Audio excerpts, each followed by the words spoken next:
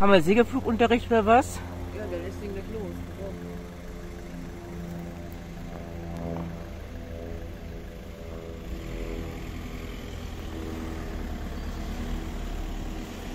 Klein, das kann nicht wahr sein. Das sieht ja geil aus. Ja, wieder. Jetzt kommen wir. Schön, ne? Pass auf. Zwei kommen schon wieder raus.